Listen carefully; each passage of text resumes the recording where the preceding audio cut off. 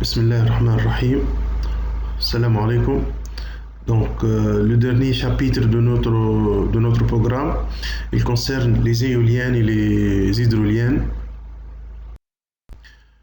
Dans ce chapitre-là, nous allons voir quelques généralités, un peu d'historique et la situation des éoliennes euh, en Tunisie et dans le monde. Euh, Ensuite, nous allons voir les technologies des éoliennes, leurs caractéristiques, essentiellement leur puissance, leur performance.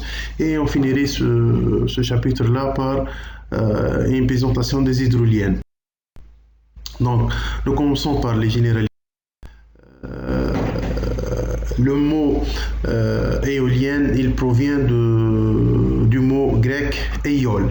Éiol, c'était le dieu du vent dans la Grèce antique. Et l'énergie éolienne, c'est l'énergie produite par le vent. La première éolienne qui a été utilisée pour produire de l'énergie électrique, c'était en 1887 aux États-Unis d'Amérique. Elle était réalisée par l'ingénieur Charles Brasch et elle avait une puissance de 12 kilowatts. Et en 1956, au Danemark, Paul Lacour a réalisé une éolienne avec un nombre limité de pales, ce qui a permis donc d'augmenter considérablement donc la vitesse de rotation de l'éolienne et ainsi donc la puissance électrique produite.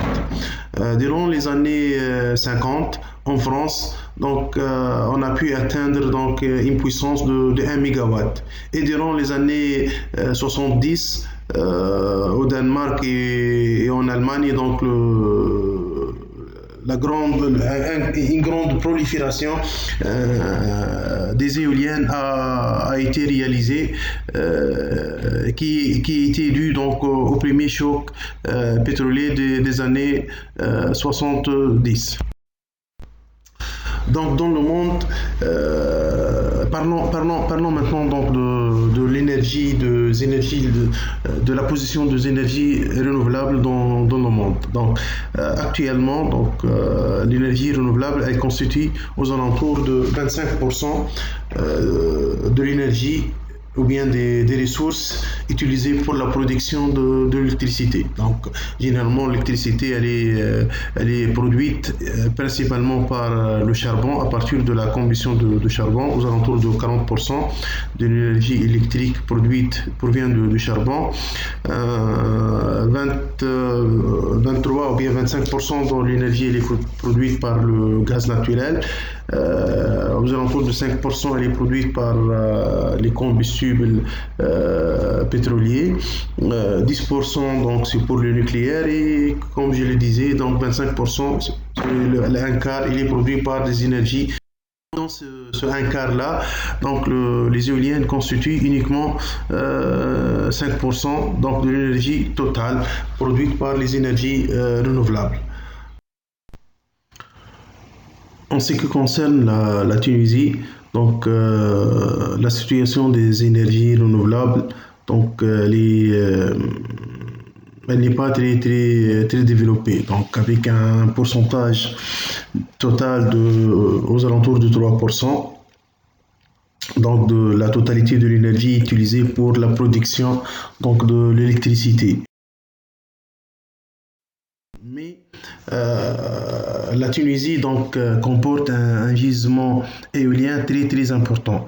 Donc c'est vrai que la Tunisie est un pays moyennement vanté, mais la vitesse donc du vent, elle dépasse 7 mètres par seconde donc dans différentes régions. Ce qui constitue donc une puissance éolienne très intéressante. Donc les centrales éoliennes donc, en Tunisie sont de l'ordre de 3. Une centrale au Gabon, donc c'est la centrale de Sidi Daoud avec 54 mégawatts. Et centrale de Kshapta et la centrale de Metlin. Donc là, avec une puissance totale de 190. Il est, il est sûr que la part donc de l'éolien dans la production totale de l'énergie en Tunisie reste encore dérisoire, mais la Tunisie vise à augmenter donc la production d'électricité via l'énergie éolienne, et ceci à travers différents projets futurs. Donc il existe actuellement donc quatre projets à Benarous, جبل كشباطة, Bizerte Sud et à Matar, dans la puissance totale est de 120 mégawatts pour le 4 sites là. Il y a aussi donc deux autres projets, ou bien trois autres projets dont la mise en service est prévue entre 2021 et 2023. Deux projets de 200 et 200 MW respectivement, Jebel Abdelrahman et Jebel Paga. Ces deux projets sont des projets étatiques, et dans le cadre du partenariat public-privé, il y a un projet de 200 MW donc, qui est prévu, dont le financement est assuré par le secteur privé.